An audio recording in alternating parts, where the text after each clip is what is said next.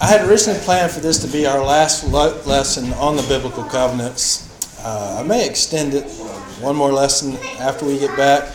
And part of the reason for that is a book that I've just come across. It's called The Dispensational Understanding of the New Covenant. I just learned about the book this week. And it's one of these books where you have three different guys that are writing on their understanding. So it's like a three views book. And then they interact with the other views. But all three of these folks are dispensationalists. And I'll just read something from the back cover here. It says the three views in this book are unified by a single idea that God will fulfill his new covenant with Israel. So they all embrace that, and we embrace that. But the question then becomes, what is the church's relationship to the new covenant? I'll just read to you the three views that they have. One, the church has no legal relationship to or participation in the new covenant. Now you may say, that sounds a little extreme. I've not read that view yet, and it's written by a guy that I've not heard of before now, but just in skimming it, I really want to read it. I'm going to take this with me on vacation and read some of it there. The second view is that the church has an indirect relationship to the new covenant. And the third view is the church has a direct relationship to the new covenant. The guy that writes that section is a guy named Rodney Decker, and he actually does the part on the book of Hebrews to make his case. I read that yesterday, and it was really well done, but it's something that I'm still trying myself to figure out exactly the best way to articulate it. I think there's strengths in all three of those views. And again, I think we all agree that as we read the New Covenant in Jeremiah 31, that this is a covenant that comes in the stream of the other covenants. It's a covenant that sums up everything that God has promised to Israel, and that it will be fulfilled in Israel. After all, it says, I make this covenant the house of Israel and the house of Judah. But when you get to the book of Hebrews, there's a long citation of Jeremiah 31 in that book. We'll look at that now. And it's making the case, certainly is making the case that you can't operate under the old covenant anymore. What I would contend is it's making the case that what we have now is the mediator of the new covenant. We have Christ, and we have what we have as far as the spiritual blessings that we've been talking about in the letter to the Ephesians by virtue of our having Christ as the mediator of the new covenant. The new covenant itself, and I should also say that what Christ has already done in dying on the cross makes possible the new covenant. It makes possible Christ taking away Israel's sins, and they're being regenerated by the Spirit, and they're being, all of them, knowing who the Lord is, knowing the Lord. So, again, the way that I've thought about it up to now, and the best way that I know how to articulate it now, is we get in on some of the same blessings that are promised to Israel. We get them ahead of Israel, and we get them because of our knowing Christ as Lord and Savior. They will get them at the point during the tribulation when they recognize Christ as Lord, and that's when God enters into that covenant with them. What does Romans 11 have to do with that? So let's look there. Romans 11, although it doesn't mention the new covenant by name, it does have a reference back to Jeremiah 31.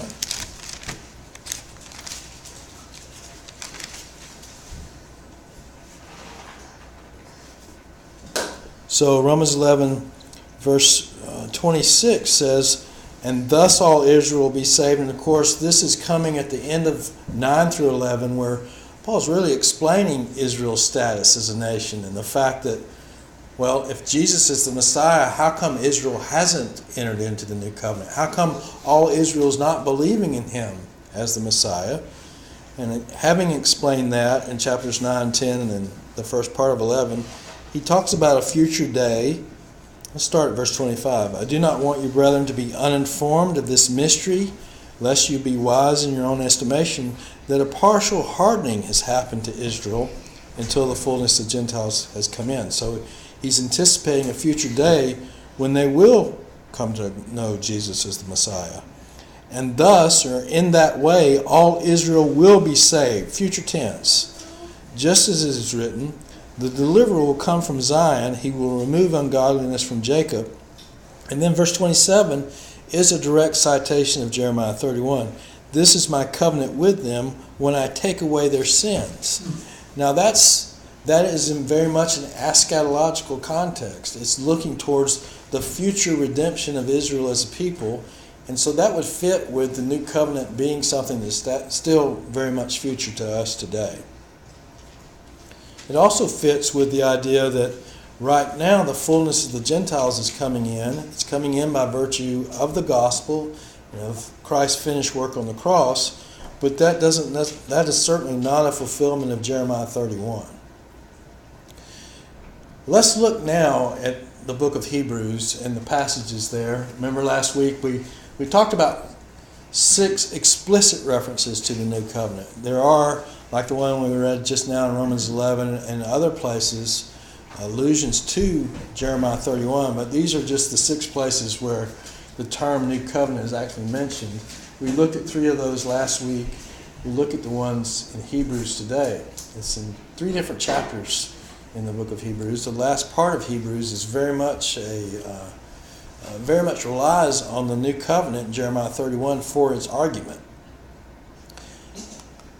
Let's talk a little bit about Hebrews itself and why it was written. The book of Hebrews is written to Jews, more properly to Jewish Christians, to Jews that have accepted Christ as the Messiah. They're part of the church, and a lot of Hebrews is very encouraging towards those Jews. We learn a lot about Christ himself and his character from the book of Hebrews. In fact, a lot of the book is actually talking about the superiority of Christ to what has come before. He's superior to angels. He's superior to Moses, who the Jews revered as kind of the mediator between God and man, between God and Israel in the Old Covenant. He's superior to the Levitical priesthood. And remember, it's written mid to late 60s. The temple is still standing, and in fact the priests are still ministering in the temple. And yet Christ has come as the ultimate high priest, and he's different from the other high priest. How is he different? Didn't have a beginning. Okay, he doesn't have a beginning or an ending. He's of the order of Melchizedek. And it's interesting the argument that the writer of Hebrews makes in this case. Obviously, Melchizedek had a beginning as a human being, but there's no genealogy tracing Christ's priesthood from the Old Testament. So in a way, the writer of Hebrews is making his argument on something that the Old Testament doesn't say. He doesn't have a genealogy listed in the Old Testament the way that the other priests did. What else is different about Christ's priesthood? It's not a Levite. Exactly. He doesn't come from the tribe of Levi. He wouldn't be a priest, as the writer of Hebrews is writing his letter, because he's in the wrong tribe. And yet his priesthood is eternal. That's the point in the fact that it has no beginning and no end. And it's a different kind of priesthood. It's not done on the earth. He's in heaven. He's making intercession for us there as a high priest. And again, that's part of the argument of the new covenant, is that there's been a change in the priesthood, therefore there's a change in the law. Clearly, Hebrews is making the case that you can't stay with the Mosaic system. And I think more properly, here it's saying, okay, these Jewish believers have embraced Jesus as Messiah. They're under some pressure because they've been persecuted, even cut off from their families in some cases, because they've embraced Jesus as Messiah. And for them to go back to the old system is to forsake Christ. They would have to forsake Christ in order to go back to Judaism. And that's why you have these warning passages in Hebrews. There's either 5 or 6, depending on how you count them. The article I was reading last night says there's 5 warning passages. I believe there's actually 6, but some of it just has to do with how you divide up the last one. And those warning passages are extremely strong. And again, it's warning those people who would go back to Judaism after what Christ has done. You can't pretend that Christ hasn't come. And that's the argument that Hebrews is making. You can't stick to the old system in light of the finished work of Christ. Now, I would still contend that he's not saying that Jeremiah 31 is fulfilled. Matt and I were talking about this yesterday, and one of the things that's going on here, this is about 35 years after the church has been established. They're very much anticipating the return of Christ. They understand that the church has come into being. They understand that the Spirit has come. They're looking for Christ to come back and to reign on the earth and to fulfill to the whole nation what's talked about in Jeremiah 31. So they're not that far in time from Christ's ascension, and they're very much expecting him to come back. I say that to say that it's a little bit different historical perspective the original readers had than what we have today, but I think it's clear to us that, certainly it's clear that Christ hasn't come back yet, and it's clear too that the church is not fulfilling the promises that were made to Israel. Only Israel will do that. Only God will do that with Israel. So, again, the letter itself seems to me written to Jewish believers, warning them not to return to the old system and encouraging them to continue with Christ, continue in the church.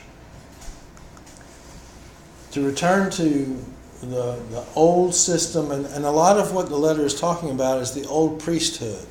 The priests were a prominent part of the law. Not only were they the ones that offered the sacrifices, but they were responsible for teaching the people the law. And so Christ is that new priest for us, and we don't follow the Aaronic priesthood the way that these folks did. One of the warnings says to return to that old system would be to again crucify to themselves the Son of God and put him to open shame. So it's really a warning against apostasy. It's a warning against turning away from Christ.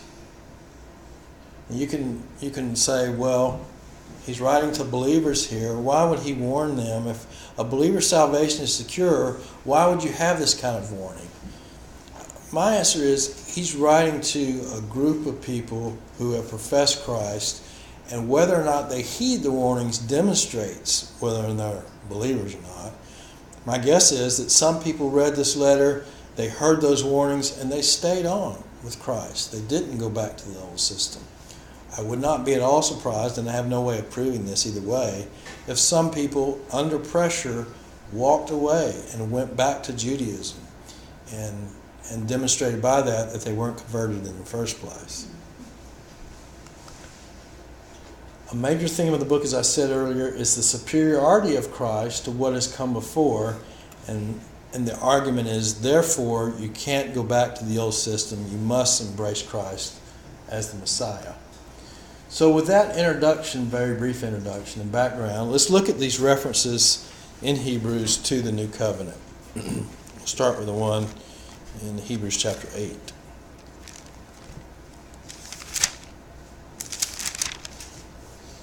Hebrews 8 continues the argument that was begun back in chapter 7 of the superiority of Christ's priesthood to that of the human priests that were descended from Aaron.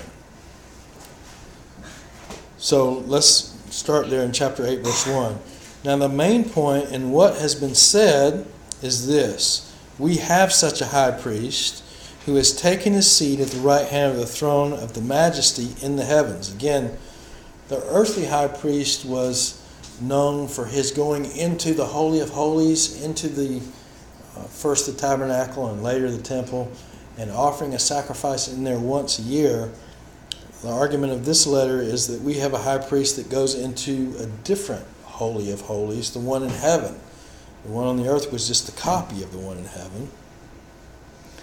Verse 2, a minister in the sanctuary and in the true tabernacle, which the Lord pitched, not man. For every high priest is appointed to offer both gifts and sacrifices. Hence it's necessary that this high priest also have something to offer. He's talking about Christ here. Now if he were on earth, he would not be a priest at all, since there are those who offer the gifts according to the law. And of course, those priests have to be of the tribe of Levi and descended from Aaron to be the priest, who serve a copy and shadow of the heavenly things, just as Moses was warned by God when he was about to erect the tabernacle. For see, he says, that you make all things according to the pattern which was shown you on the mountain. So the idea here is that the earthly tabernacle and temple was a picture of a heavenly setup. The one on earth was just to symbolize what was the true one in heaven. But now he, Christ, has obtained a more excellent ministry, by as much as he's also the mediator of a better covenant, which has been enacted on better promises. Now, Decker makes the point here that that better covenant has already been enacted. That's what the language says there. For if that first covenant had been faultless, there would have been no occasion sought for a second. Now, what is the first covenant there? Mosaic. It's the Mosaic covenant. And this is the point at which he cites Jeremiah 31. For finding fault with them, he says, Behold, days are coming, says the Lord, when I will effect a new covenant with the house of Israel and the house of Judah, not like the covenant which I made with their fathers on the day when I took them by the hand to lead them out of the land of Egypt. For they did not continue in my covenant. Again, that covenant is the Mosaic. And I did not care for them, says the Lord. Now, it's interesting. There's a change there. I did not care for them is not what Jeremiah 31 says, at least not from the Masoretic text. For this is the covenant that I will make with the house of Israel after those days, says the Lord. I will put my laws into their minds, and I will write them upon their hearts, and I will be their God, and they shall be my people. And they shall not teach everyone his fellow citizen and everyone his brother, saying, Know the Lord, for all shall know me, from the least to the greatest of them. For I will be merciful to their iniquities, and I will remember their sins no more. Verse 13, when he said a new covenant, he has made the first obsolete or inoperative. But whatever is becoming obsolete and growing old is ready to disappear. So my question to you is this. What is the main point that he's making there? Beginning in verse 7, he says, For if that first covenant had been faultless, there would have been no occasion sought for a second. What is he trying to convince his readers of? Jumping back to a ship that's going down. Okay, jumping back to a ship that's going down, that's fading off the scene. Now, how does the Mosaic covenant fade off the scene?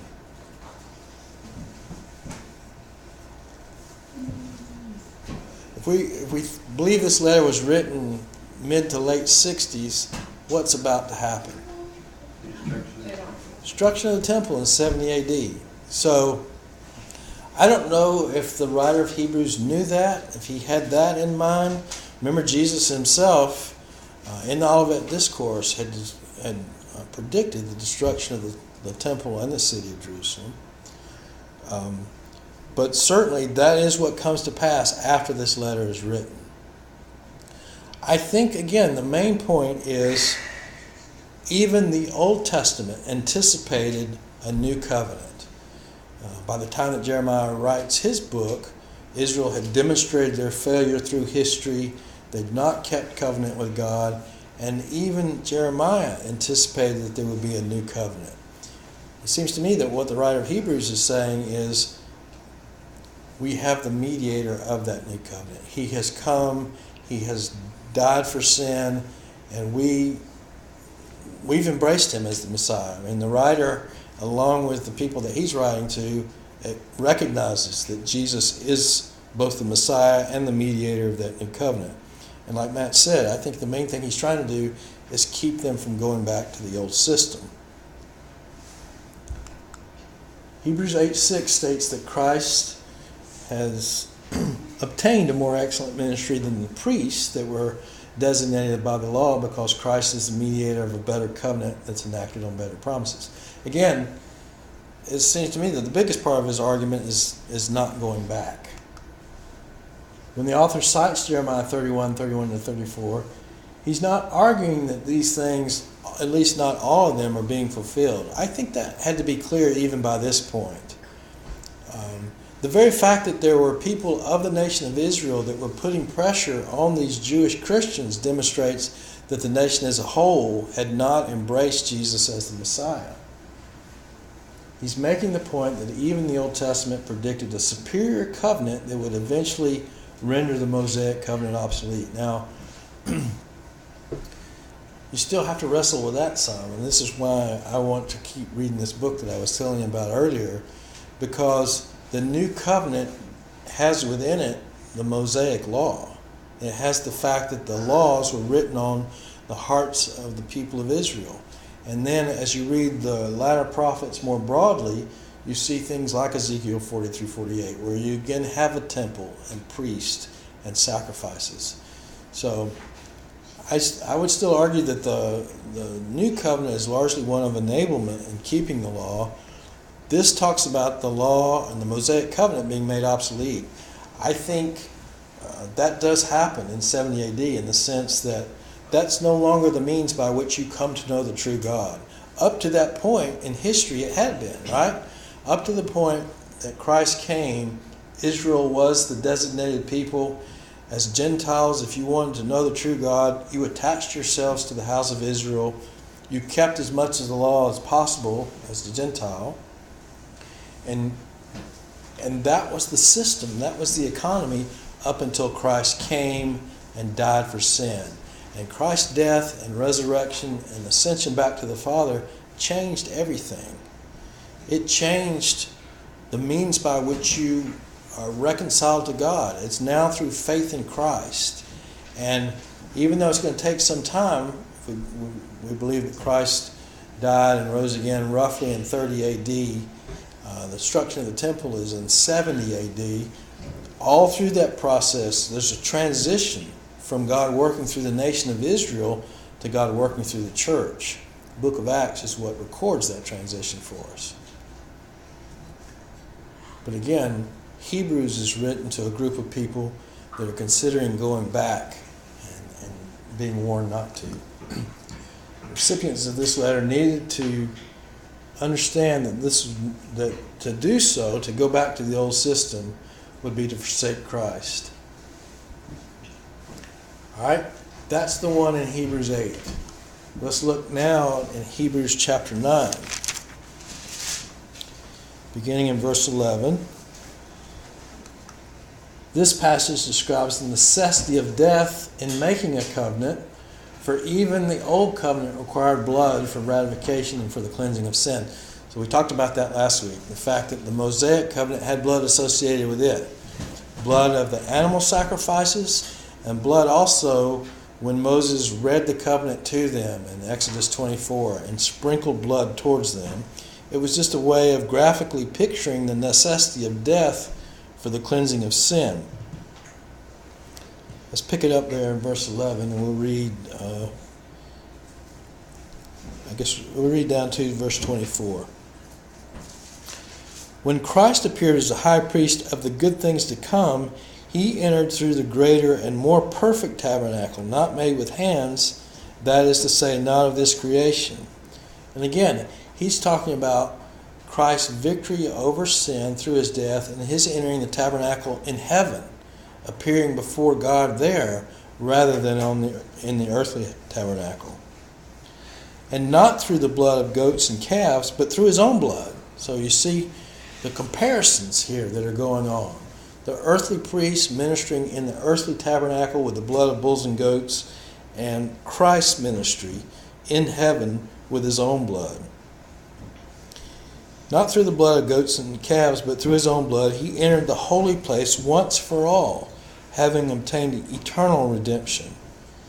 For if the blood of goats and bulls and the ashes of heifer, sprinkling those who have been defiled, sanctify for the cleansing of the flesh, we've talked about that a lot, and that's what was happening with the sacrifices under the Old Testament economy, how much more will the blood of Christ, who through the eternal Spirit offered himself without blemish to God, Christ was both the priest and the sacrifice in this case, cleanse your conscience from dead works to serve the living God. a lot of the argument of Hebrews is that the Mosaic law could never make a worshiper perfect, complete. The law itself wasn't designed to do that. That's why the sacrifices had to be repeated over and over again. You could never kind of do it once for all. But that's what Christ did in his sacrifice. His goes beyond cleansing of the flesh to cleansing of the whole person, including the conscience. Verse 15, for this reason, he, Christ, is the mediator of a new covenant, in order that since the death has taken place for the redemption of the transgressions that were committed under the first covenant, those who have been called may receive the promise of the eternal inheritance. For where a covenant is, there must of a necessity be the death of the one who made it. Now, this gets into a section there's a lot of dispute about as to whether or not he's changing the meaning of the same word. It's the same word in Greek, but is he moving from a covenant, as what he's been talking about, to the idea of a testament, as in a last will and testament? I won't try to settle that question this morning, but just know that there's a lot of disagreement about these verses. For a covenant is only valid when men are dead, for it is never enforced while the one who made it lives. Therefore, even the first covenant was not inaugurated without blood. For when every commandment had been spoken by Moses to all the people according to the law, he took the blood of the calves and the goats with water and scarlet wool and hyssop and sprinkled both the book itself, the book of the covenant, and all the people, saying, this is the blood of the covenant which God commanded you. That's the verses that we looked at last week in Exodus 24. In the same way, he sprinkled both the tabernacle and all the vessels of the ministry with the blood. And according to the law, one may almost say, all things are cleansed with blood, and without shedding of blood there is no forgiveness. So again, he's making the argument that all these things happened under the old covenant, and they happened for the tabernacle and the priests that are operating on the earth. Therefore it was necessary for the copies of the things in the heavens to be cleansed with these, but the heavenly things themselves with better sacrifices than these. I think we talked about this as well, but there's a sense in which the Old Testament sacrificial system prepared the way for Christ, for his sacrifice, and for the cleansing of the heavens themselves. Now that's a difficult concept for us to think about. We don't think about the heavens needing to be cleansed, because that's where Christ is. But we can think about it in the sense of being cleansed for us to be able to be there as sinners, for the atonement to take place that way. For Christ did not enter a place made with hands, a mere copy of the true one. He did not enter the earthly Holy of Holies, but into heaven itself, now to appear in the presence of God for us. Nor was it that he should offer himself often as the high priest enters the holy place year by year with blood not his own. Otherwise he would have needed to suffer often since the foundation of the world. But now once, at the consummation of the ages, he has been manifested to put away sin by the sacrifice of himself. Okay, we'll stop right there. Again, the reference to the new covenant here is in verse 15. He is the mediator of a new covenant. Again, I think that's the primary thing he's driving to here, is not only don't go back to the old system, but hold on to the mediator of the new covenant. Even if the new covenant itself is not yet being fulfilled to the nation of Israel, he's the one that's made it possible. He's the one that's going to fulfill it. Blood of animal sacrifices under the old covenant cleansed only the copies of the heavenly things, but Christ's blood cleansed the heavenly things themselves. And again, that's just part of the argument that he is the mediator of the better covenant, and therefore he's to be believed in and held on to. Don't go back. Christ's sacrifice and ministry as a high priest is superior to those under the old covenant. And again, a lot of this has to do with the economy in which God has placed you. If you lived under the Old Testament economy, you can't say, well, justification is by faith alone. It doesn't matter if I bring these animal sacrifices. You had to operate the way that God prescribed for that economy. And in the fullness of time, Christ came, He died for sins, and He rendered that old covenant obsolete, so that now we can't say, well, the Bible says that I can offer animal sacrifices for my sin. Well, we can't do that, because even the place where we offer those sacrifices is not there anymore. Not only is the temple gone, but the altar is gone as well. The Jewish people can't do that. We embrace Christ as a sacrifice for sin once for all. And we do that based on this economy that we live in now. There's coming a day where there'll be a new economy in the millennial kingdom. And you'll have both Christ and the temple. And Christ, He's not called the high priest in Ezekiel 40 through 48. In fact, there's no mention of the high priest there. But the high priestly work has already been done. There's been an atonement for sin, even though there are priests that offer sacrifices during the millennial kingdom. But all that to say is that you'll have Christ and the law operating together in the millennial kingdom. All right, the last one is in Hebrews 12, verses 18 through 24. So you can see in the book of Hebrews, the new covenant is referenced and relied upon a lot in the argument made by the writer. This verse, or these verses, again affirm Christ as the mediator of the new covenant. Let's read these and talk about them a little bit. Beginning in verse 18 of chapter 12. For you've not come to a mountain that may be touched, and to a blazing fire, and to darkness and gloom and whirlwind. What's he talking about there? Sinai. And what happened there when God gave the law? And to the blast of a trumpet and the sound of words, which sound was such that those who heard begged that no further word should be spoken to them. They were terrified. Remember, when that law was given, they said, Moses, you go up there and get the law from God. We'll listen to you, but this is scaring us. They could not bear the command, if even a beast touches the mountain, it will be stoned. That was in accordance with the law being given at Sinai. And so terrible was the sight that Moses said, I am full of fear and trembling. But you have come to Mount Zion, and to the city of the living God, the heavenly Jerusalem, and to myriads of angels, to the general assembly and church of the firstborn who are enrolled in heaven, and to God, the judge of all, and to the spirits of righteous men made perfect, made complete. I think that that's a reference to Old Testament saints who had not yet been made complete because they couldn't be made complete until Christ came. They were faithful with the revelation that they had, and they were believers in God, and they were dwelling in the good part of Hades. But they were not brought to heaven until Christ came, made His sacrifice, resurrected from the dead, and went to heaven Himself. And, verse 24, to Jesus, the mediator of a new covenant, and to the sprinkled blood which speaks better than the blood of Abel. So, what kind of comparison is being made here in these verses in 18 to 24? What is the point of the comparison?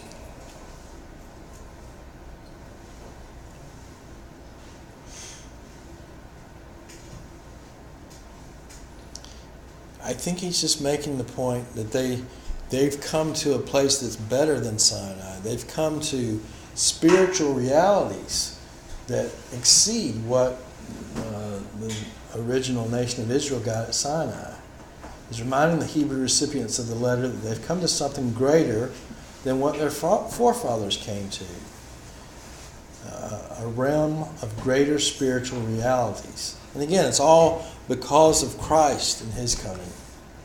In light of the superiority of these things, and especially of Christ as the mediator of this new covenant, Hebrew Christians dare not go back to the old system.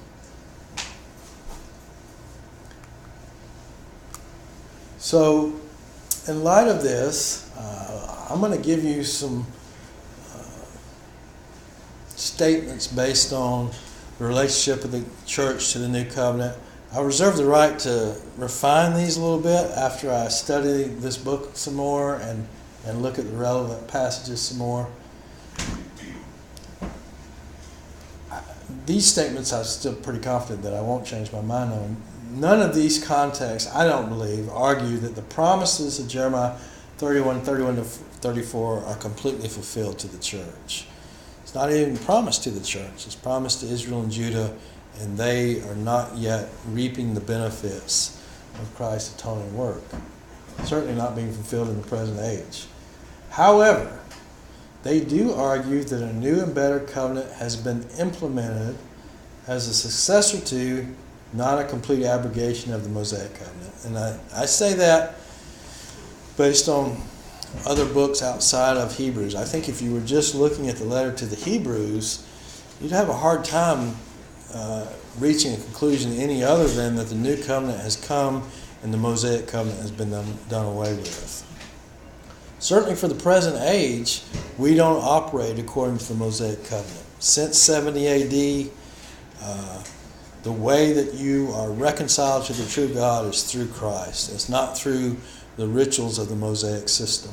Frank, you said since 70 AD, but would you push it before that? I only say since 70 A.D. because they were still doing it, and I've made this point about Paul. Even he went to the temple some 30 years after his conversion and offered sacrifices. Now, I would say that those sacrifices don't in any way compete with the sacrifice of Christ. But it seems to me that 70 A.D. was a decisive point at which God rendered it completely inoperative. And even here, it's saying that it's fading away as if there's still... It's already begun. Yeah. But you're saying also there's still some remnant there. But you would have said operation. Before 70, Paul would have said, hey, we don't have to keep the law. That's right, yeah. In fact, he did say that very directly to the Gentiles. It just seems to me that he would also say that it wasn't wrong for Jews to continue to keep it, yeah. But it kind of becomes a moot point at 70 AD because they can't do it anymore, yeah. Okay? Christ's death provided a blood atonement necessary to ratify the new covenant, and a big part of the argument of Hebrews is that it opened up direct access to God that wasn't there before, because he's in heaven serving as that mediator and as that high priest. The blood of Christ's sacrifice is applied for the forgiveness of sins to believers, both Jew and Gentile, in the present age. And of course, we don't have to repeat the rituals that they did under the Mosaic covenant. We don't have to bring animals every year and have a priest slaughter those animals. And you don't have to have a new priest every time a priest died the way they did in the Old Testament. That's a big part of the whole argument in the letter to the Hebrews. We have a priesthood of Christ. He's an eternal priest. He's not subject to death. And he makes direct intercession for us as a priest, not in the earthly tabernacle, but in the heavens. Frank, on that paragraph you had ratify, is that a synonym in your mind to the enact in Hebrews 8? Yes. Enact, inaugurate, ratify. That had to be done in order even for Jeremiah 31 to be fulfilled, even if it's fulfilled at a later time. It seems to me that that's the argument that Hebrews itself is making. Now again, I want to read what these other guys say as far as how they understand that. I understand the point that they're making, that I think they would argue that the new covenant itself has not yet been cut. It's not been ratified, because that covenant is made with Israel, and because Israel has not entered into that covenant. And they would say that what the writer of Hebrews is doing is saying we have the mediator of that covenant. The covenant itself has not been actively entered into by Israel and Judah, and therefore not by God either. I understand that argument, but it also, as we looked at the language of Hebrews, it seems to me that something has happened that's rendered the other system obsolete, and it all comes down to how you express whether or not the cross work of Christ has initiated and ratified the new covenant, or whether it was work that's done that will enable the new covenant to be entered into at a later point by Israel. Couldn't you say that Christ inaugurated the new covenant, but it just won't have its ultimate fulfillment until the millennium? Yes, I think you That's can. okay to say that? I think so. And I think if you're operating from the book of Hebrews, that's what he says. Oh, Yeah. But again, one of the guys, I want to read what his argument is. I've not read it yet. Roy Beecham is his name. And he would say that the church has no legal relationship to the new covenant. And again, on the one hand, that makes sense to me because the church wasn't party to all the other covenants. The church has the mediator of the new covenant. We have Christ. And if you're thinking about Hebrews being written to Jewish believers in particular, remember, some of these folks would have been under the old system before. They've come to Christ, and now, I don't want to say that there's two new covenants. That's an old view. Yeah, there's only one new covenant. But for Jewish believers, it does seem to me that there's a difference because they were under the previous covenants. And this letter is written specifically to those Jewish believers. So, to me, that seems to be a factor. Without saying that there's two new covenants, I don't believe that. no. But recognizing that those believers came under a system that also came from God, and they were tempted to go back to that system, and this book saying you can't do that, and that the new covenant has been inaugurated, at least in a way that has rendered the other one obsolete, and that this mediator is what we have to hold on to until the promises are fulfilled. So here's 4 points, and this we'll close with this. 4 points concerning the new covenant's present relevance. Okay? Jesus' identification of the cup as a representation of the new covenant indicates that the covenant would take effect through his sacrificial death. I mean, we observe this in the church today. This is the new covenant in my blood. Those are Jesus' own words. It seems like there has to be some present relevance of the new covenant for God's people today. I just think it's hard to get around that. The references by the writer of Hebrews to Jesus as the mediator of a new covenant and to the change in priesthoods argue that the new covenant has present impact for God's people. All right? So that's concerning the church, the covenant's present relevance for us today in the church. There's also future relevance for the nation of Israel. Christ's blood atonement is the basis for the future putting away of Israel's sins by the Lord as described in 31:34. I will forgive their iniquity and their sin. I will remember no more. Again, that's in, it seems to me, the very last days, the consummation of God's program. At the kind of during the tribulation and before the millennial kingdom begins. While some of the benefits of the new covenant, such as reconciliation with God, forgiveness of sin, the indwelling of the Holy Spirit, those are all things that are at a minimum alluded to in Jeremiah 31. Those have already been extended to believers today. The covenant itself, as described in Jeremiah 31, awaits fulfillment with the nation of Israel. And again, all three writers of this book that I'm talking about believe that. But they make their case differently as far as how the new covenant relates to the church today. Whether or not there is a legal relationship, is the way one guy states it, and whether or not we even participate in what's described in Jeremiah 31. Again, I can see that side of the argument because that covenant is made with the house of Israel and the house of Judah. We're not part of that. Well, it's the olive tree. We're grafted in Okay. to Israel's blessings. We are, and I don't disagree with that. I would even argue that as the church, we get the blessings ahead of national Israel. That's what I think it is. Yeah. But again, I just want to read what this other guy's argument is to see the case that he's making. Even Decker, in the article that I read last night in the Hebrews, there's a certain point at which he's talking about the relevance of the new covenant for the church, but then he says, I'm in no way saying that Jeremiah 31 to 34 is being fulfilled in the church today. So he's clear about that, but there is a relationship between us as Jew and Gentile in one body and the church, as Charles is talking about.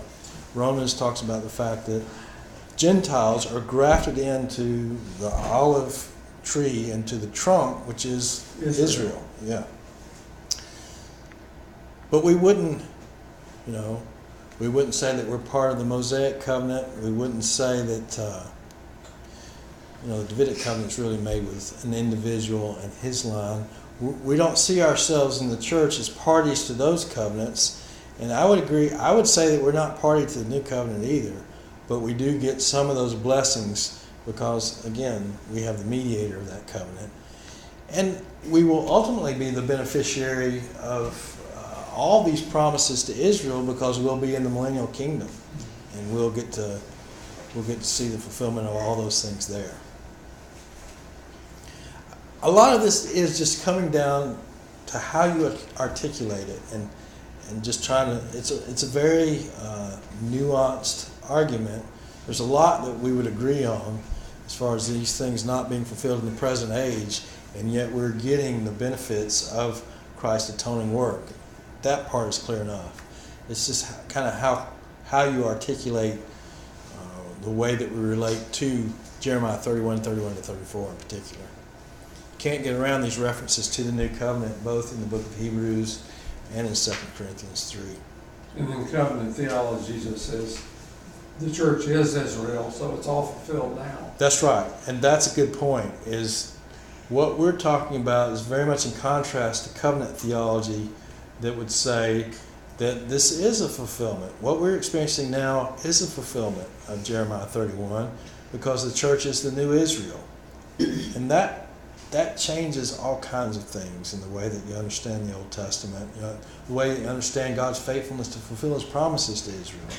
We don't believe that. So that's an important point to understand.